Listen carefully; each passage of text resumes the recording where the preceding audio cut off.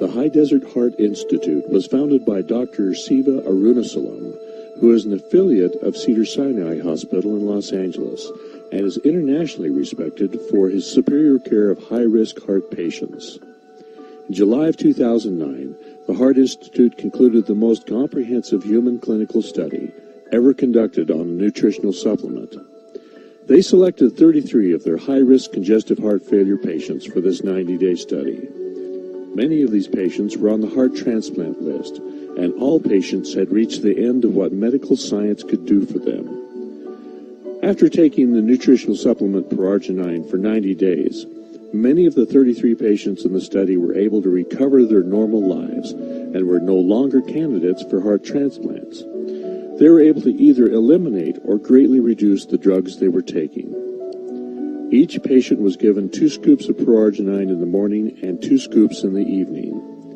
Each week, every patient received extensive diagnostic testing, producing almost 7,000 points of data to scientifically measure the effects of ProArgin9.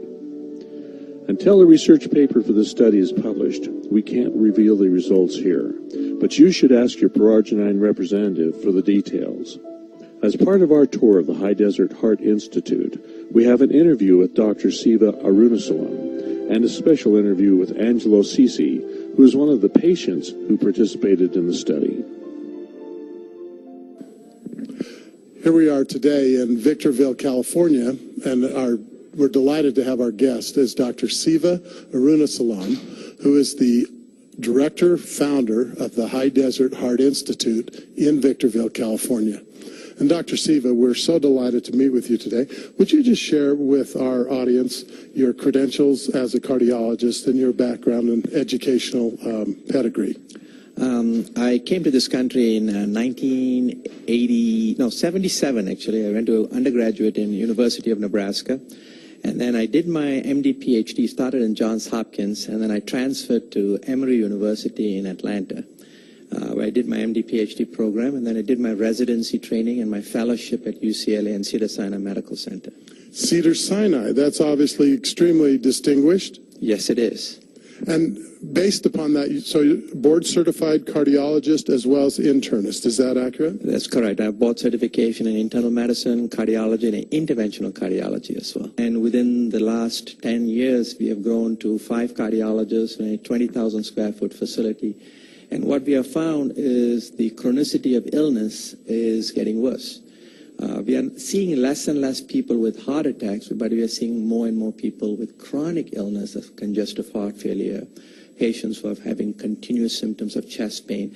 Because we are saving those patients who used to have a heart attack, we're able to intervene and save them. But now we are ending up with problems where the heart muscle is weakened because of the damage that has been done. 20 years ago, those patients would not have lived, but with modern medication, we are able to keep them alive. And now we are reaching the next stage. The stage is we've already maximized the medical management. So what do we do next for our patients? Patients who are in their 80s, their brain is still functioning, they want to be active, but they're limited by their cardiac condition or their medical condition. And so we were looking for alternatives. But now we can give this nutritional supplement in very high quantities and high frequency that will mimic nitroglycerin without all the side effects. And it seems from my experience in the last couple of years that many cardiologists have not kept up with this kind of research. What is your response to why there seems to be a lack of cutting-edge information on the arginine therapy that's available among that of your profession? How many drug reps do you think comes to our office selling L-arginine? Nobody does, because it is a generic product. So all we hear from our literature is lowering cholesterol, use nitroglycerin. That's what we've been sold. And as a medical profession, to be convinced and to say, all right, nutritional supplements can also play a role, sometimes we feel it is demeaning to us. But at the same token, look at how many years it took for us cardiologists and internists and family practitioners to be convinced that cholesterol lowering is good for you. It took 25 years because it took that long for us to be convinced. most of us. Even now, there is reluctance in how aggressive we need to be. So it's not unexpected. It is not unusual when a product like L-arginine, which nobody promotes, it is there in the literature, but nobody is taking the step. Unless there is money to be made, nobody's going to promote it. And now there is people taking the first step to promoting a nutritional supplement that is going to be beneficial. Now, I understand that your specialty, or one of the things that you've contributed greatly to the field of medicine, is in the specialization in certain types of stents. Could you tell us a little bit about that? We do a lot of angioplasty. Last year alone, we did about 450 angioplasties in our practice. We do drug-eluting stents, we do bare When you metal started putting the patients on your study with the ProArgin9 Plus, what kinds of results did you anticipate, and what ended up happening after the 90 and 180 days that gave you such an astonishing report? I knew what L-arginine will do. We knew it will lower the blood pressure. We knew what lower blood pressure means to our kidney function, to our heart function. So we knew what the product in high enough concentration can achieve. But some of the stuff that we noticed was remarkable. And in short time, not the time when we expected. Say, for example, if I were to give a patient medication for high blood pressure, we will lower the blood pressure, but the results of lowering the blood pressure would take years to see. But this product, on the other hand, we saw lowering the blood pressure through this medication, other side effects, beneficial side effects that were immediate. Within a month, we started seeing tremendous benefit, which was one of the things we hear often is that people should be concerned if they're on Coumadin or Plavix about the fact that ProArgin9 Plus has a small amount of vitamin K. How do you respond to that? Vitamin K is never an issue when you're anticoagulating patients.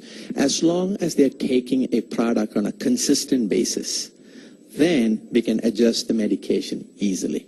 And I always hear patients who are on Coumadin not to take any salad and green vegetables. And as a cardiologist, that is just opposite to what we are taught. We are told we need to eat vegetables and broccoli because that's good for you. So what we tell our patients, we don't tell them to avoid the product. We said moderation. You don't go eat a head of lettuce, but as long as you're introducing green vegetables on a daily amount, then we will adjust the Coumadin accordingly. Same thing with any product that contains vitamin K. As long as we know the amount of vitamin K you're receiving is constant, then adjusting Coumadin is going to be easy. It's not going to be a big issue. What about pulmonary hypertension? Did you see any improvement in the study on that? We have a large population of pulmonary hypertension patients, and that is one of those benefits of using ProArgin9. That's exciting because it sounds like a lot of people went from using oxygen almost 24/7 to not needing that. Is that something that surprised you? If it is truly pulmonary hypertension and we were to measure the pulmonary pressures pre and post treatment and they had significant improvement, then it was not surprising to see them no longer requiring oxygen. Lastly, sometimes that people ask me, what impact does the dilation and the clearing of the capillaries and arteries have to do with renal failure or even other organ disease outside of the heart or cardiovascular disease? What kind of an observation do you think you can judge from your experience now over the last 6 months? Think about it. Everything depends on blood flow. Blood flow governs whether you have a stroke or you don't have a stroke, whether you have normal liver function or not, whether you have normal kidney function or not. So as long as we improve blood flow, then all these organ systems will be healthier. So as we grow older, as the arteries become harder, they become less compliant. These are the reasons why kidney functions fail.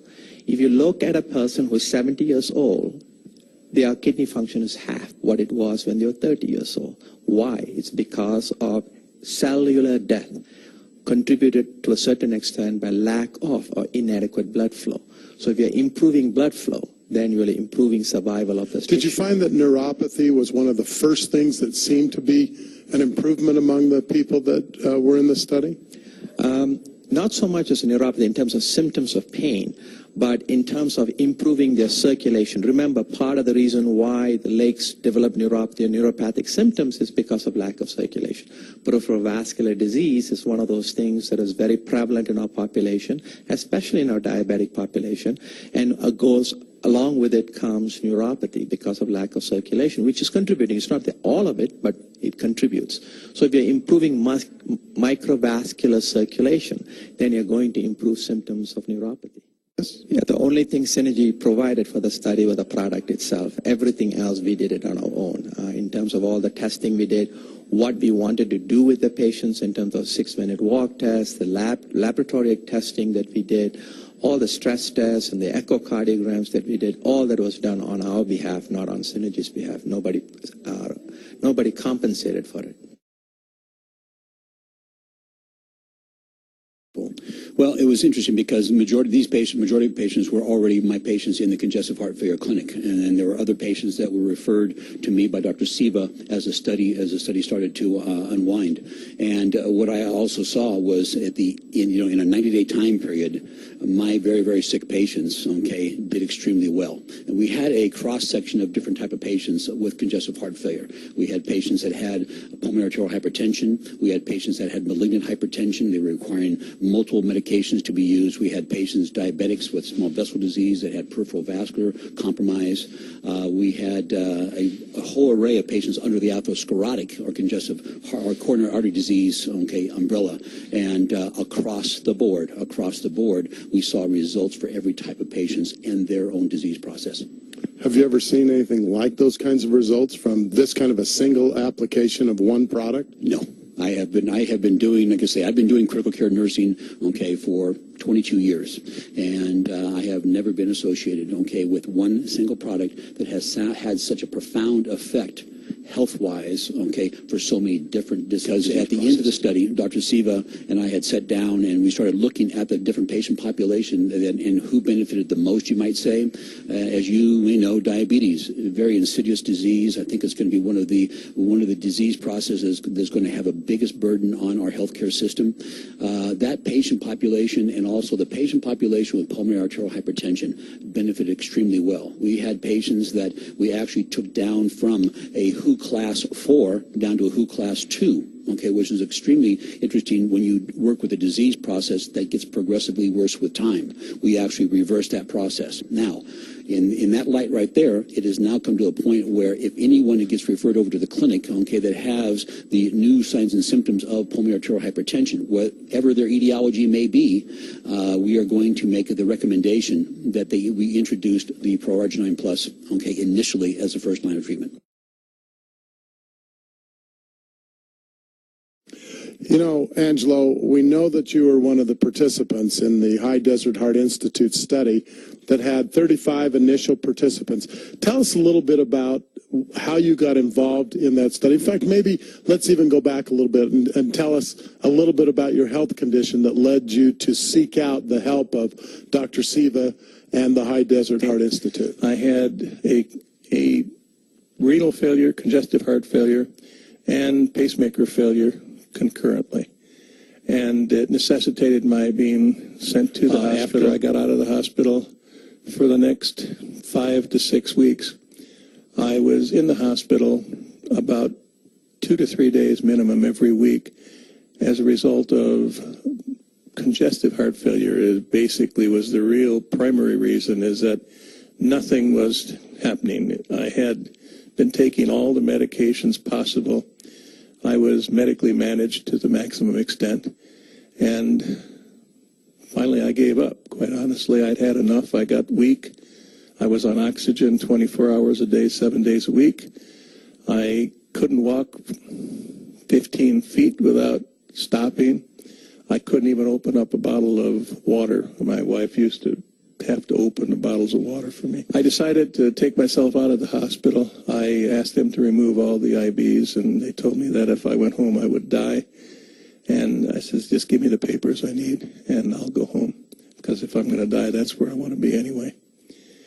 Coincidentally, that was on a Sunday, and I had a pre-scheduled meeting appointment with the congestive heart failure clinic on Monday. I went there, And Dan Austin, who is the clinical director there, and Dr. Siva recommended that I go on a study of a product called ProArgin9, which is a dietary supplement.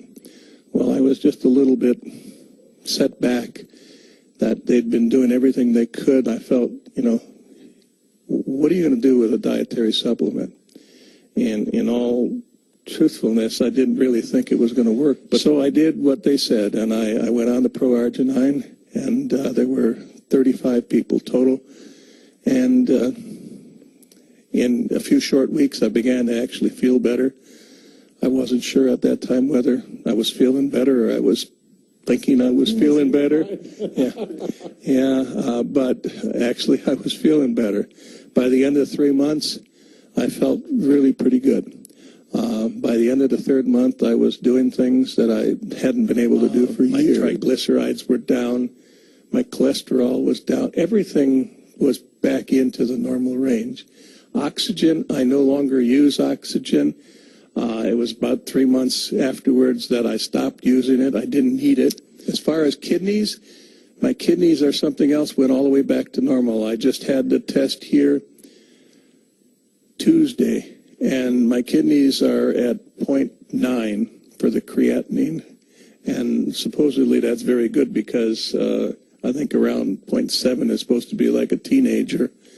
So my kidneys went back to normal, and I was expected to be on dialysis as a minimum and a kidney transplant. So they've gone back to normal. Asthma, I have asthma. You wouldn't know that I have it. I have no shortness of breath. I can walk further. I mean, it's unbelievable. I don't get any shortness of breath. Because my brother died from congestive heart failure. My mother died from congestive heart failure. Many of my friends have died. Tell us a little bit more about some of the other people you associated with in the study. How serious were these people who were involved in the study?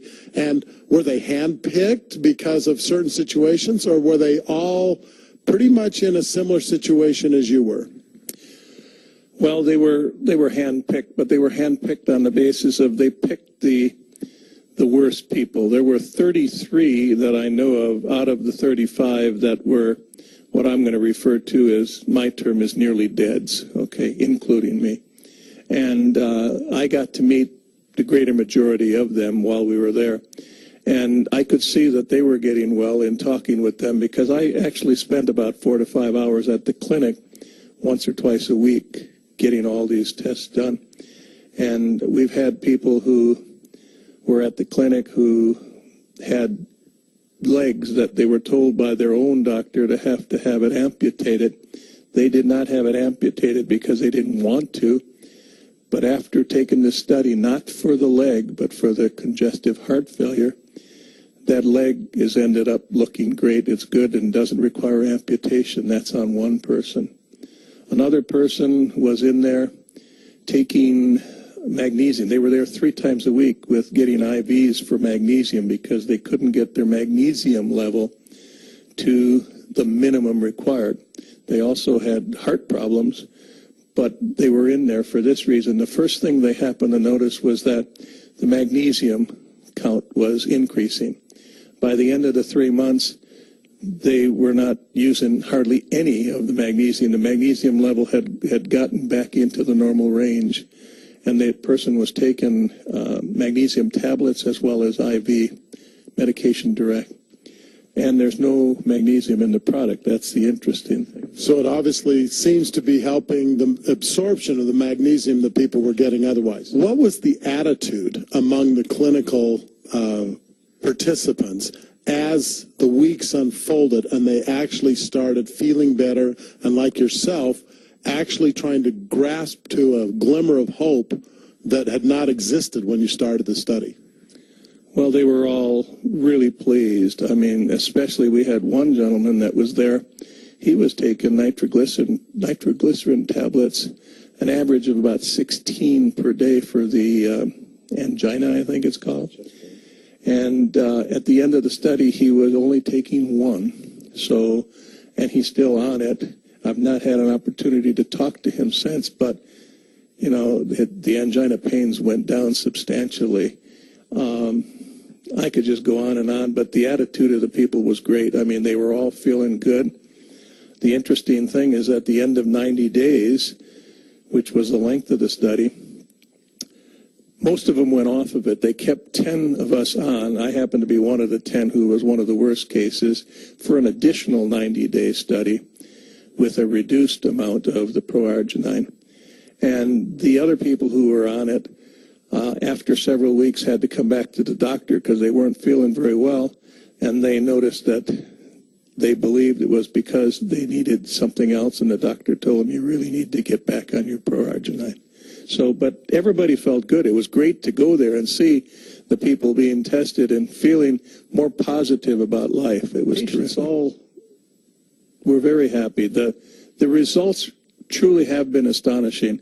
I can only say, based on speaking with the people who were there, they all had unbelievable results. Okay, you're looking at a guy since the age